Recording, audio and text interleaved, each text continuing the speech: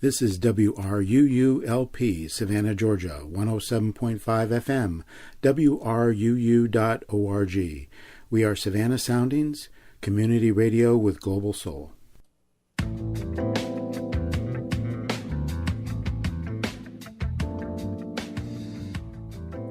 You are listening to One Human Nation with your host, Sandy Batiste.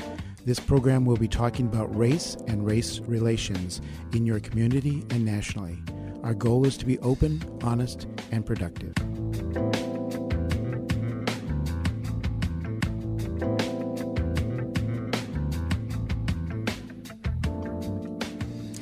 Welcome to the One Human Nation show. My name is Sandy Batiste, and I am your host. We're going to talk about some topics today. We have a guest speaker that's going to be calling in. And before we get started, I do want to give a reminder that this show is about creating a safe, honest, open, and productive environment so that we can all learn and share our stories about race in the United States. The viewpoints expressed in the following program are not necessarily those of WRUU, its license holder, or its staff. The following program contains subject matter and realistic language that some listeners may find objectionable. Listener discretion is advised. Welcome back to the show, and we're going to be continuing our ongoing discussions about race and how do we get to the point of being one human nation. I wish I can say from week to week that there isn't something that comes across my radar that's not race related. But unfortunately, there's so many things I have to filter what it is that I'm going to bring to the show. So that brings to mind something that we do stress as part of our ongoing discussions. And during, you'll hear me refer to the One Human Race show, workshops. And so some of the things that we talked about and we kind of embraced in that as part of our communication agreement that I want you to keep in mind for this show. And that is people come from different faith, traditions, and beliefs. We try to be respectful of everyone. Everyone is at a different place on their journey of understanding the idea of race in this country. You may have an emotional reaction to something you view, hear, or experience. Be aware of your reactions and responses. Take care of yourself. Try to stay engaged in the show or whatever you're engaging in that's helping you along your journey. In this communication agreement, basically emphasize that the divine can be found in the tension. So sometimes in order to have growth, we have to feel tension. Be open to information regarding how the concept of race and the history of the development of institutional systemic racism impact our community and places of work as well as worship. And so today, our guest is really going to be touching base on some of that internal culture that we hear growing up. And sometimes it may not be a direct conversation about race, but it's the indirect message that we receive.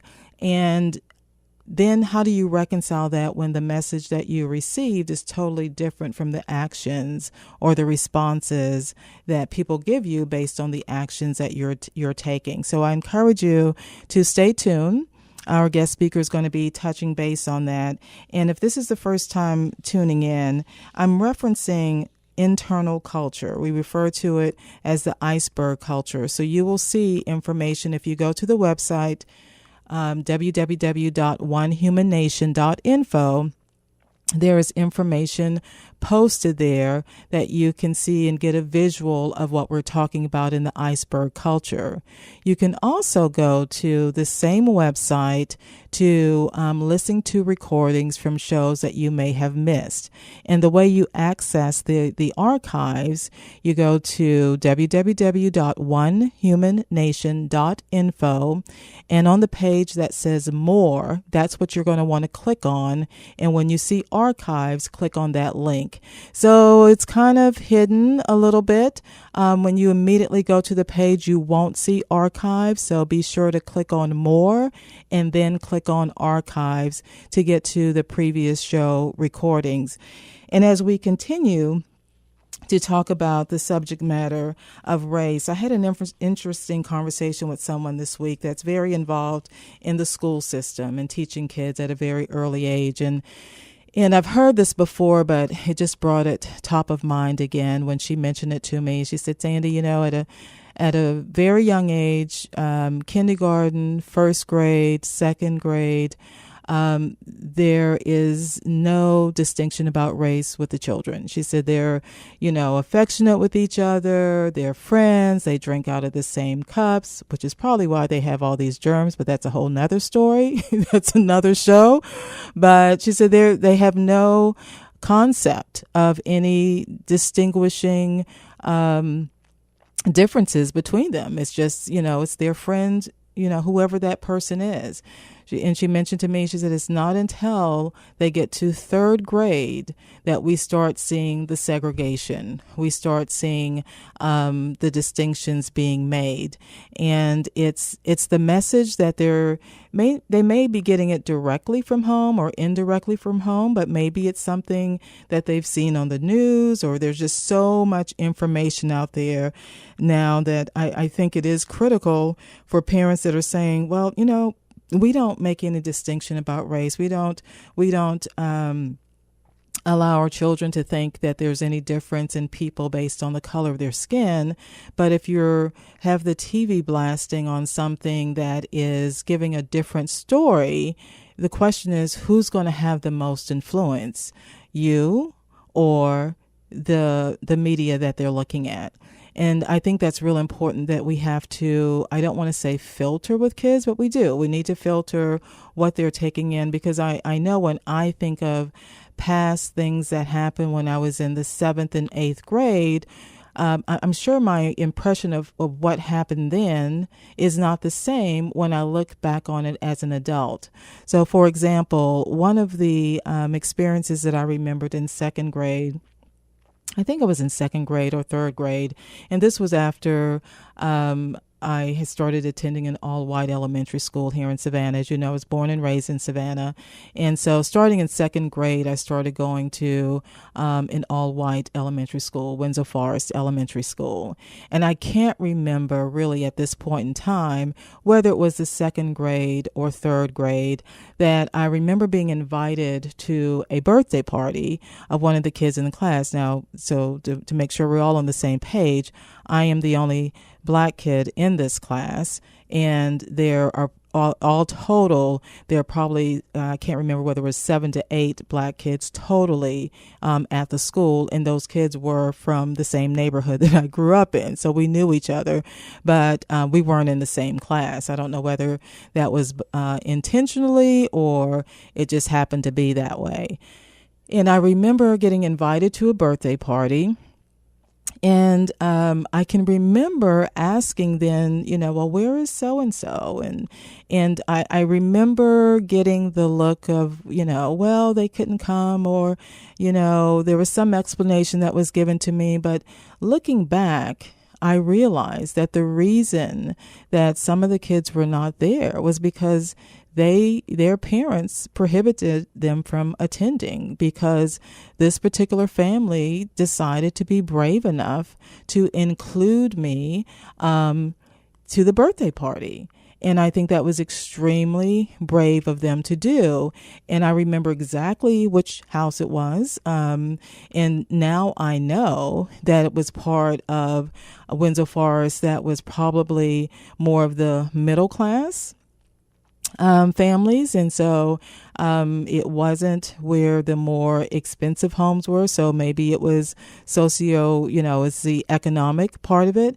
But looking back on it, I thought, well, you know what? That was pretty brave of that family to invite me. So if you fast forward to today, and if you have kids that are of school age, think about how many parties have they been invited to? Has it been inclusive?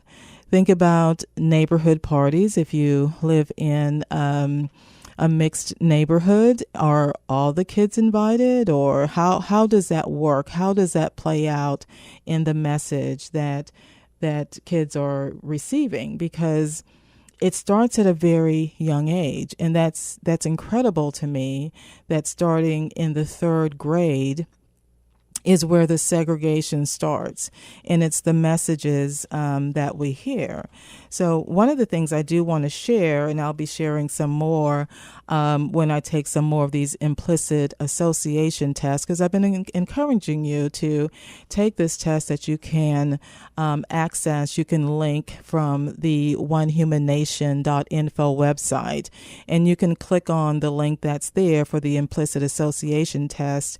And, I encourage you to take some of these, specifically the test that is targeted towards if you have a preference for white or black, if you have a preference for skin colored, recognizing light and dark skin faces. Do you have a preference for one or the other? So when I initially took the test associated with the preference for race, white or black, did I have a preference? I took this test back in 2016 when I was still living in Austin, Texas, and I think it was around May or June. I'm not sure of the timeline, but I know when I took the test, I was at that place where after living in Austin for 30 years and seeing the population of African Americans decline over a period of time, I was definitely more so in my comfort zone around other black people, because it was just very seldom that you saw black people at it was the norm. It was like I was back in elementary school where, you're the only black person in the restaurant. So at the time I took this implicit association test, it did show, it said, if you've taken the test, you'll know it's kind of interesting how they word things, but it basically stated you have a slight preference towards African Americans. And that to me was not unusual. So I'm going to, or surprising. I didn't think that I would have, I thought I would have a preference one way or the other, but I just wasn't sure which way that was going to go. So I am going to retake the test again, and I would encourage you, for those of you that have taken this test, and it was maybe 2 or 3 years ago or some period of time, take it again and see if you still have the same type of experience. And I think part of that is also due to what is the current environment that you're in. And now being back in Savannah, I'm in an environment that is, a lot more African Americans, and it's not unusual to see other black people. So I am going to take that test again, and I'll share those results with you. I'm taking a look at it at the time, and in a couple of minutes, our guest is going to be calling in, and we're going to call her Mary. So when Mary calls in, we'll be taking her phone call. So you'll probably hear the phone ring in a few minutes. And when you do hear that ring, you'll hear the break music. And I will then get set up for that particular interview.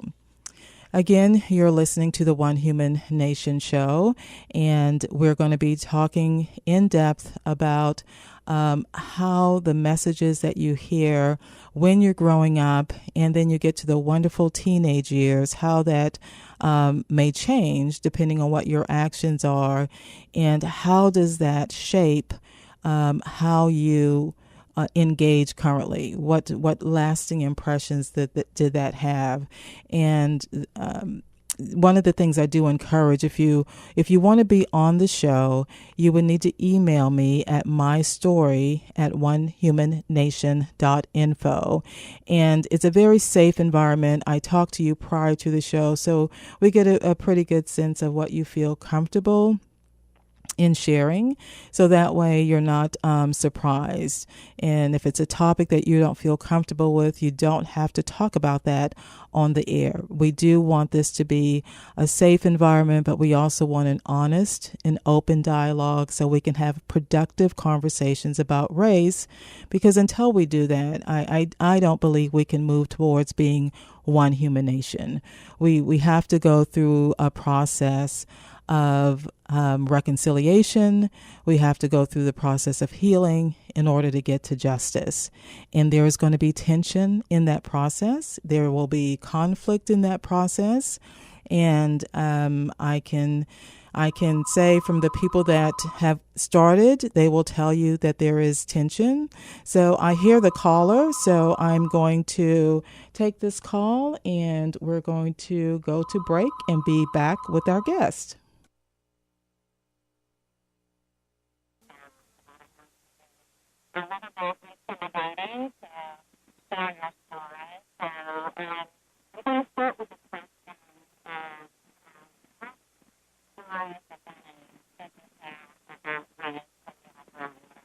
Okay. Well, thank you for having me. I'm glad to be on the show and to tell my story. As a child, I grew up in a very white town, Iowa City.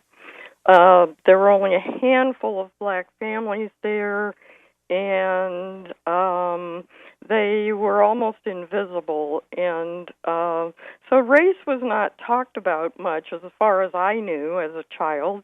I guess from a racist point of view, they would have said, well, we don't have a problem because there were so few. Yeah. But my mother made a point. She was intentional about teaching me not to be prejudiced against black people or anyone. When I was 4 or 5, I was in the car with her, and there was a black man walking down the street, and she pointed him out, and she wanted me to notice how dark his skin was. And she explained that a lot of white people hate people with dark skin, and she never wanted me to feel that way. And that a lot of people thought that people with dark skin were bad or inferior, and she did not want me to develop that attitude.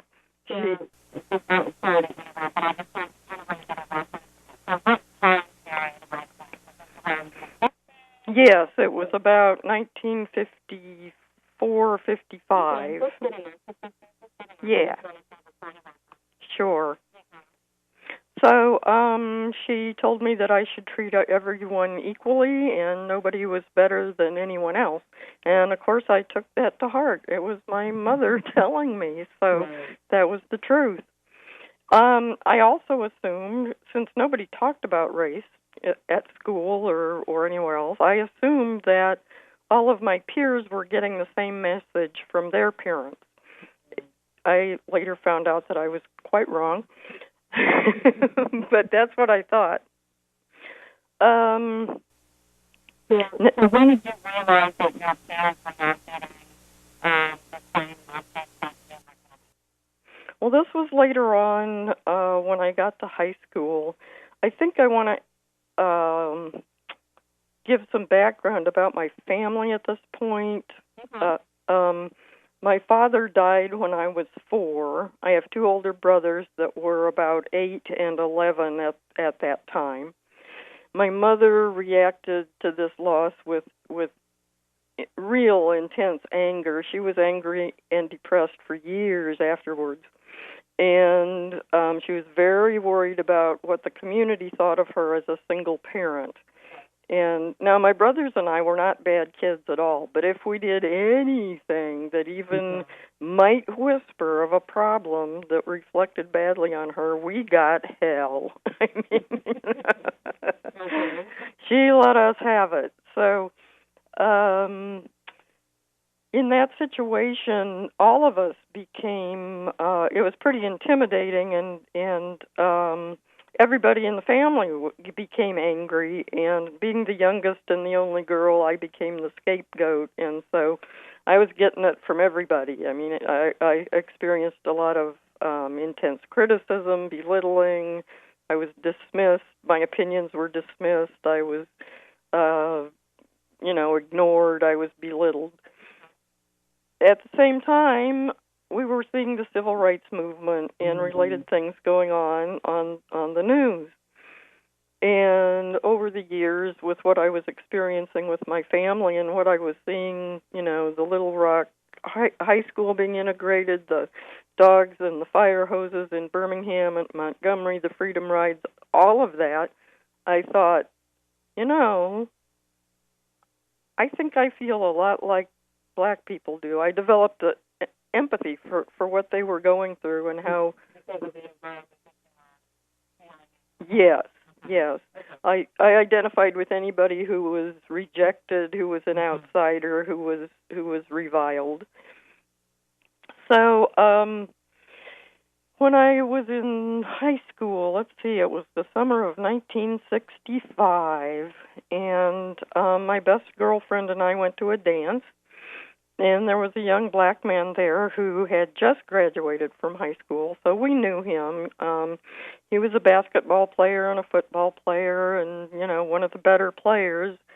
And everybody seemed to really like him, and he asked me to dance, and I was so flattered, and we danced, and he asked me to dance with him a second time, and I did, and we just ended up dancing together the whole rest of the night. He told me later that I was the only white girl who ever danced with him more than once, if at all. So we fell in love, and large groups of kids were at the swimming pool every day during the summer. So he and I would see each other there during the day. And yes, Iowa City had an integrated swimming pool in 1965, so that was not a big deal, at least not that I knew of. I mean, people might have been talking, but I didn't know.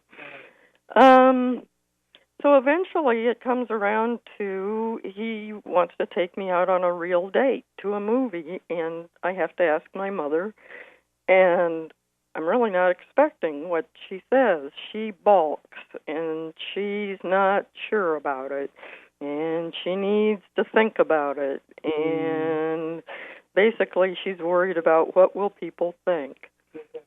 But at the same time, she's been very active in community organizations and was very respected in the community and known as a liberal.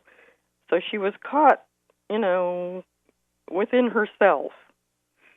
Well, she finally decided that she over that summer, she allowed us to have 3 or 4 official dates where we went out in public together, went to movies. We even went to the drive-in.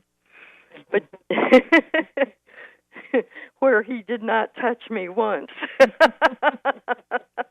the time, I couldn't figure it out, but yeah. Anyway, oh dear. We had official dates, but my mother also said that she was going to allow that, but I was forbidden to see him on any other occasion. Well, tell your 16-year-old daughter not to see her boyfriend, and what do you think's going to happen? So, toward the end of the summer, the classic anonymous letter arrived to my mother telling me that I was sneaking out in the evenings to meet with him, and she hit the roof, my brothers hit the roof. I was called a whore. I was told that my mother wasn't going to win the school board election that fall because of me. She did, though. In spite of all my evil ways. Well, then school started that fall, and that's when it really started to hit me. Kids wouldn't sit next to me, wouldn't talk to me, insulted me out in the hallway. I was so afraid. I was afraid to go to the cafeteria for lunch because it would have just been me and them, and I couldn't fit. I was too scared, so I hid out during lunch hour.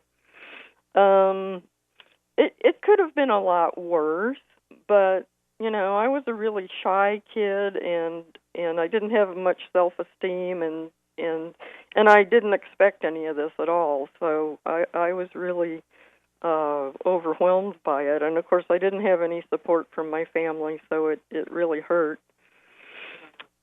Mhm.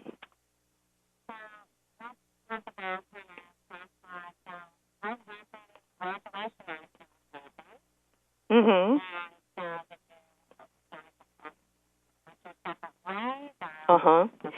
Yep. He had already graduated, so he had been a senior that spring and had graduated, and in that fall he joined the Army, and I proceeded through my senior year of high school. It was my junior year that was that really, really hard time.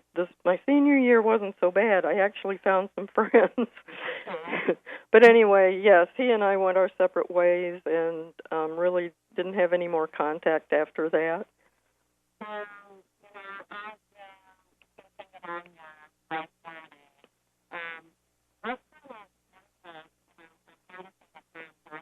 Yeah. Okay.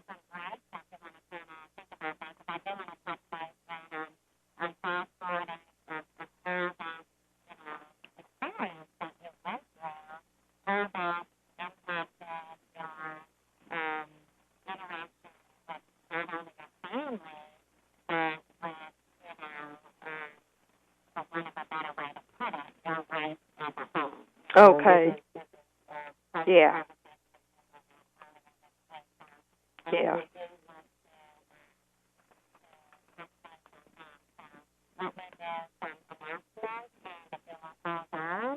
Sure. All right. This portion of WRUU-LP Savannah Soundings programming is made possible by a grant from Sentient Bean, offering fair trade coffee, vegan and vegetarian food, and breakfast all day. Located at 13 East Park Avenue, across the street from the tennis courts at Forsyth Park. Our menu and special events listings can be found at sentientbean.com.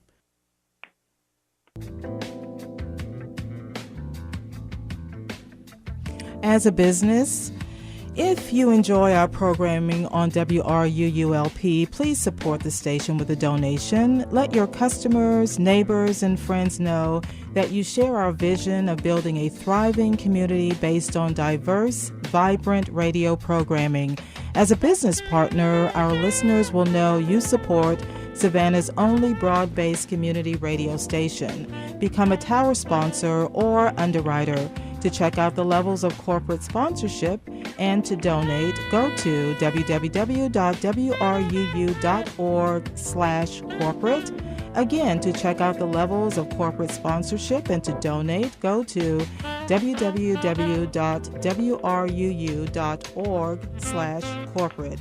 Thank you for listening to and supporting WRUU-LP. WRUU-LP Savannah, Georgia, 107.5 FM.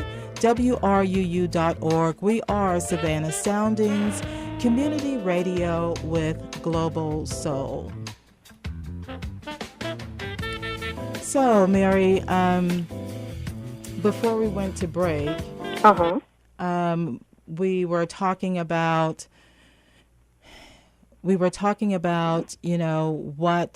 how your experiences, the message that you receive, how did that impact you as an adult? Okay. Well,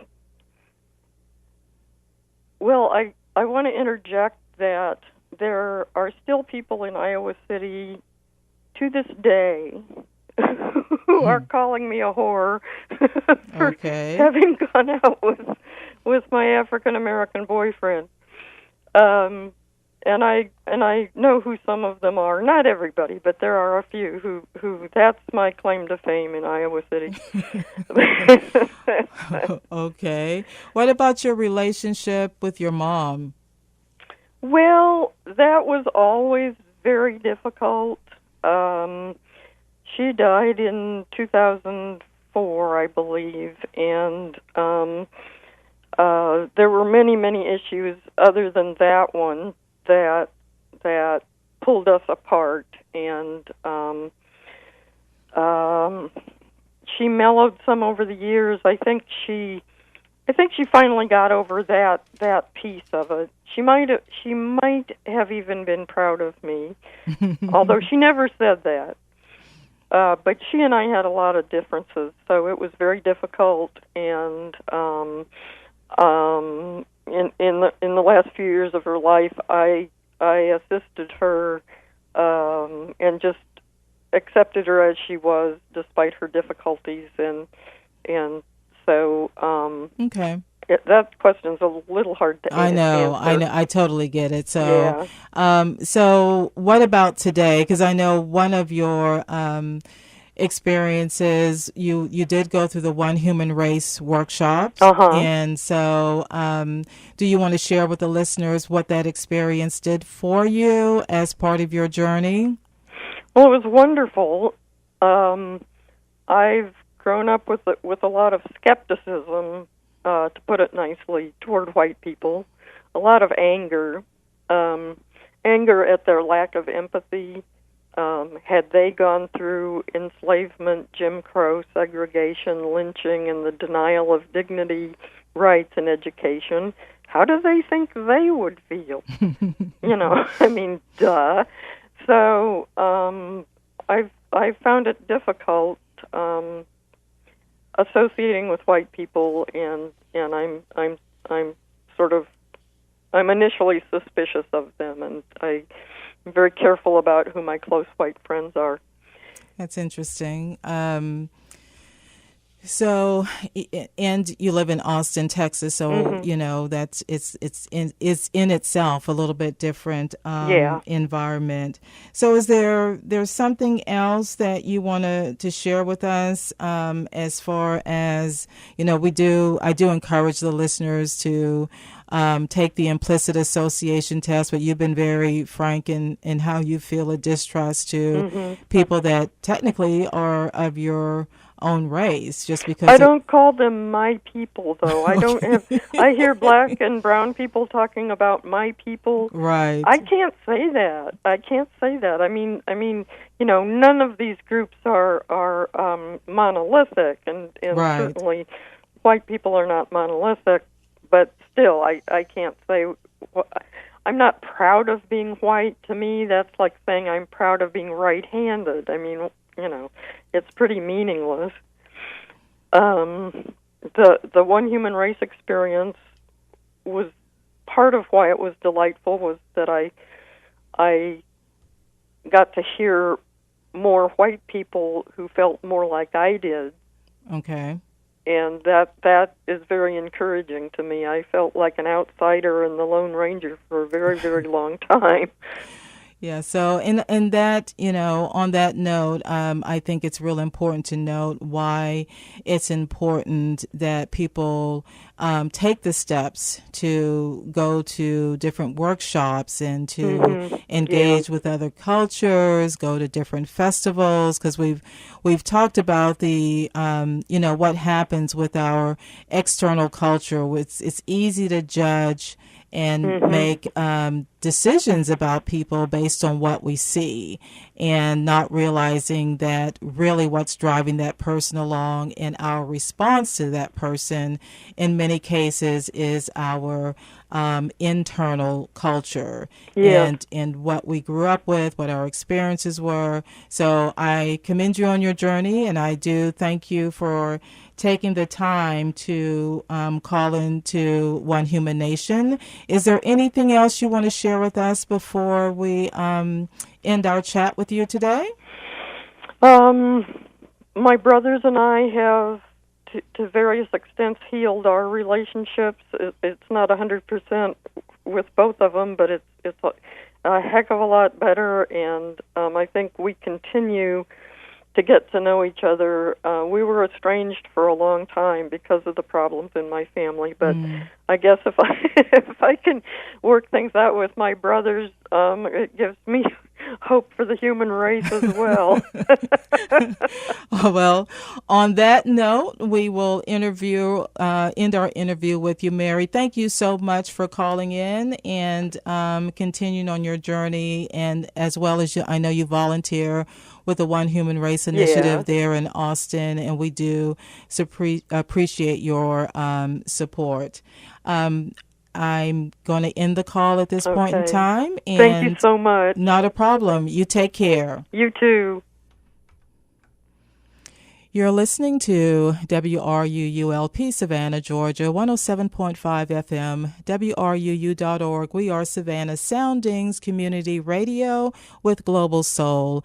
I am your host, Sandy Batiste, for the One Human Nation Show. I'm going to take a short break, and we'll be back to talk more about what is it going to take to become one human nation. And I'm going to give some reflection on the interview that we had with Mary. But I do want to, let you know, especially if you're listening and some things have resonated with you, take a couple of minutes to send me an email at mystory@onehumannation.info.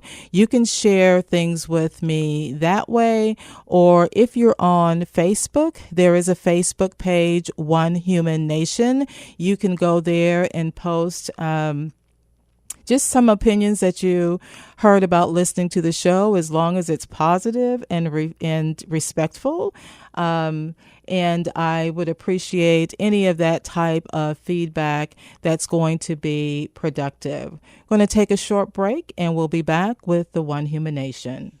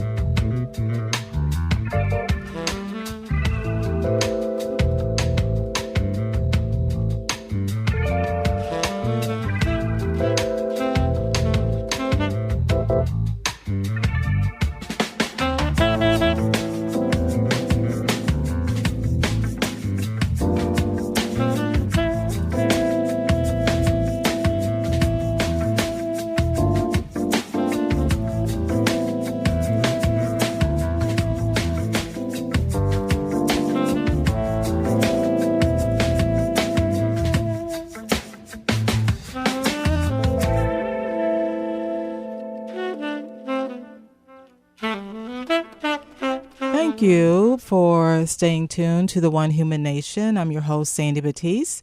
And if you like the sounds that you're hearing, they're from the sounds from original music by Joe Morales, and he's also part of the intro, and this is entitled B Minor Groove for Sandy. So thanks for listening to that. I do want to touch base on some of the just some of the reflections from the caller that called in, Mary, and sharing her experiences of how important it is for those of you that are parents, for those of you that are teachers, and shaping the message that our kids hear. It does have a lasting impact. And for the caller, yes, it was kind of a different time in the 50s, and with her mom being, for want of a better description, kind of like a single parent. There's a lot of that pressure of, is that person? It was just kind of a different time, but we still have some of the same issues that we deal with. And one of the things I do want to share with you, and this goes back to the conversation that I was having at the top of the hour, in talking about how kids start really seeing the difference in the third grade, how teachers can tell that this is when the awareness starts happening. So the term that I want you to get familiar with, if you're not already familiar with, is called the school to prison pipeline. And the first time I heard about this, I was just appalled and shocked. I could not believe that such a thing existed. And I'll give you the Wikipedia definition. The United States school to prison link or school to prison pipeline is a metaphor used to describe the increasing patterns of contact students have with the juvenile and adult criminal justice system as a result of some of the recent practices implemented by the educational institutions. And when you dig deeper in this, one of the ways that the numbers are predicted for how many prisons to build, and this is the part that was just shocking to me, is based on the third grade reading level. So looking at the data from third grade is when projections are made as far as how many prisons that are going to need to be built to house an adult population. And that to me is just tragic. That is sad for the United States not to be able to change this trend. And those of you that know me know it's that's a whole nother show. And so for those of you that are listening and you're teachers and you would like to address this, you definitely can send an email to me at mystory@onehumannation.info. But I think it's sad that we have kids at that early of an age that are pretty much getting disenfranchised with the system. So we kind of think in terms of, or I thought in terms of, oh, this happens when they get to from junior high to high school. I mean, that's what I initially thought until I heard this information. I think it's been about 2 or 3 years when I first discovered this horrible statistic. And you can actually look up the statistics if you Google school to prison pipeline statistics 2016. I mean, it's right out there. They'll basically state that Black students are disproportionately suspended from class starting as early as preschool. And this is according to new data from the U.S. Department of Education collected from all public school districts during the 2013 and 2014 school year. And it will continue to give you more information. And I'll let you continue your education about that. But I get asked often, well, Sandy, what what can I do? What can I, do to make a difference? I'm only one person. And I typically have had the response, and I still to a certain extent have this response, because I'm going to tell you, as a Black person, I get a little fatigued by being asked this question by white people as far as what can I do, because there's so much that can be done.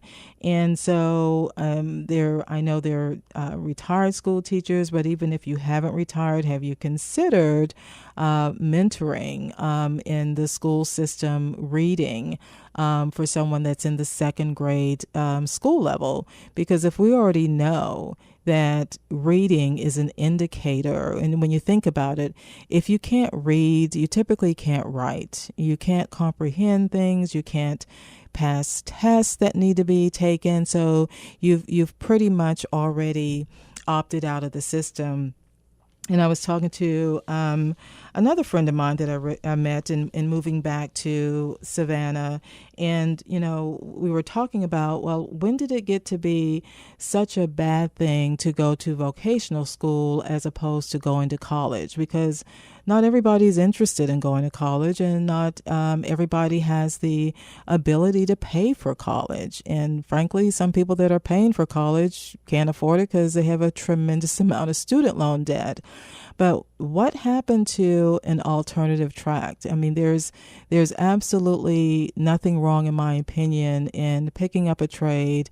And you call a plumber, you call somebody with to repair your HVAC, and the clock starts ticking. And so when did the professions that are more labor intensive, when did that become such a bad thing? I think it's a good thing, and for some reason our kids are not getting that message. So I'm already doing the One Human Nation show, so hopefully somebody else will pick up that gauntlet and run with it, to really make it more acceptable for someone to be engaged with really getting our kids that are not on a college track more attuned to, going to vocational school. And it's in that institution. It's okay, instead of training everybody to take a test to determine where they are and whether they're on track for college. Because if that was the case, I'm to tell you the truth, I don't know. I mean, I did okay in school, but I don't know if, based on what these kids have to do now, that I would be on a college track. So you've been listening to One Human Nation. I'm your host, Sandy Batiste. Again, I encourage you to go to the website onehumannation.info. There is information there that you can access, some videos that are posted. You can also listen to the archive shows, and I'm going to refresh and remind you how to do that again, because it's a little tricky on the One Human Nation website. That's onehumannation.info. When you go to the website, you have to click on the tab that says More, and then you will see the archive page. So when you go to archive, that's when you will see the recordings from the first show, second show, third show. I don't think it's up yet for the fourth show, and obviously it's not up yet for this show. But I do encourage you to listen to some of the previous shows, and I continue to encourage you to listen as we continue to talk about how do we become one human nation. We are only one human species. We created this whole concept of race. And we'll get more into how this was created in the United States based on the color of someone's skin, and how this continues to impact us today with all of our a lot of our institutions, school systems, prison systems, corporations, I mean, pretty much anything that you can think of. I do encourage you to go to onehumannation.info to access the implicit Association test. Remember to tune in each week, Thursdays, 5 to 6 Central Standard Time, and you can stream the station by going to www.wruu.org. Again, go to wruu.org, and you'll be able to stream the station from your phone, from your mobile devices, from your laptop, so that we can continue the conversation. As we get ready to wrap up this particular show, I do want to encourage you to continue listening. At the top of the hour, coming up will be Sound Limit with Troy Stoner. Thanks for listening to the One Human Nation show. And remember to send me your questions, your opinions. Like us on Facebook at One Human Nation on Facebook, or again, you can email me at myinfo@onehumannation.info. Thanks for listening and have a good week.